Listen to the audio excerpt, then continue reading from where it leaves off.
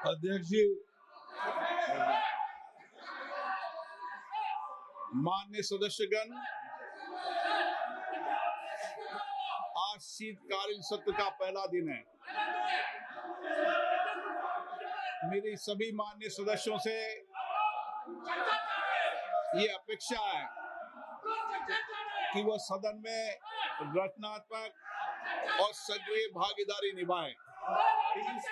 लोकतंत्र में सहमति असहमति जनतंत्र में होती रही है। वैचारिक मतभेद भी होते हैं, लेकिन उसकी चर्चा संवाद से उसका समाधान निकलता है। मैंने पिछले सत्र के अंदर भी आप लोगों से आग्रह किया था कि हम दुनिया के सबसे बड़े लोकतंत्र हैं, हमें अच्छी परंपराएं, अच्छी प्रॉपर्टियां डालनी चाहिए। ये सदन नारेबाजी तख्तियों के लिए नहीं है।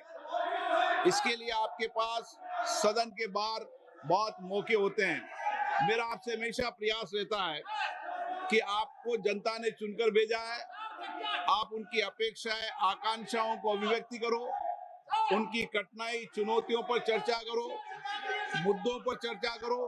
मैं सबको पर्याप्त समय, पर्याप्त अवसर उपलब्ध कराऊंगा, लेकिन नियोजित तरीके से सदन को बाधित करना ये लोकतंत्र के लिए अच्छी परंपरा नहीं है।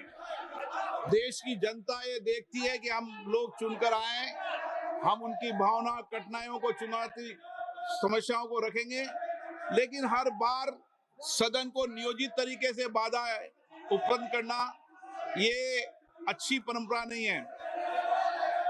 आप चर्चा करें,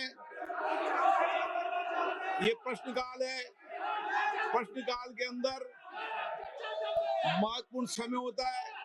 आप हमेशा आके नारेबाजी, तख्तियां सदन के अंदर नियोजित तरीके से बाधित ठीक नहीं है। देश में, दुनिया में, लोकतंत्र में ये संदेश जाना चाहिए कि भारत की संसद और भारत में माननीय सदस्य सदन में कामकाज करते हैं, चर्चा करते हैं और सदन कभी बाधित नहीं होना चाहिए। ये परंपराएं लागू करो। आपने प्रश्नकाल के अंदर इन विषयों पर चर्चा नहीं होती, ये प्रश्नकाल है।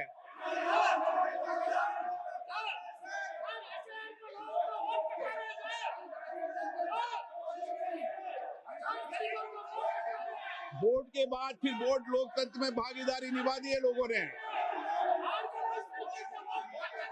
और लोकतंत्र में भागीदारी हो जाएगी।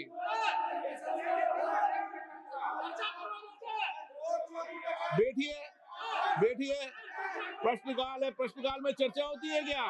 नो, अच्छी परंपराएं लागू करो। आप वरिष्ठ नेता लोग हो, अपनी सीट पर विराजे, सदन को चलने दें। मैं फिर आपसे आग्रह कर रहा हूं, निवेदन कर रहा हूं कि सदन चर्चा संवाद के लिए, देश की जनता की समस्याएं, कठिनाइयां उठाने के लिए, नीतियों पे चर्चा करने के लिए आप प्रश्नकाल को स्थगित करने का प्रयास मत करिए। प्रश्न संख्या 1, श्री अनुराग शर्मा जी। अध्यक्ष जी, प्रश्न संख्या 1 माननीय अध्यक्ष जी, उसको सदन के पटल पे रखा गया। माननीय सदस्य जी। अध्यक्ष जी, सबसे पहले तो मैं आदरणीय प्रधानमंत्री जी का विशेष अभिनंदन करना चाहूंगा, जो बिहार में ऐतिहासिक हम लोगों को जीत मिली है। और ये मौका, ಲೇಟೆಸ್ಟ್ ಹಾಗೂ ಇಂಟ್ರೆಸ್ಟಿಂಗ್ ಸುದ್ದಿಗಳಿಗಾಗಿ ಬಾಸ್ ಟಿವಿ ಕನ್ನಡ ಚಾನೆಲ್ನ ಸಬ್ಸ್ಕ್ರೈಬ್ ಮಾಡಿ, ಹಾಗೆಯೇ ಬೆಲ್ ಐಕಾನ್ ಪ್ರೆಸ್ ಮಾಡಿ. ಇದರ ಜೊತೆಗೆ ಫೇಸ್ಬುಕ್, ಇನ್ಸ್ಟಾಗ್ರಾಮ್, ಎಕ್ಸ್ ನಲ್ಲೂ ಮಿಸ್ ಮಾಡದೆ ಫಾಲೋ ಮಾಡಿ.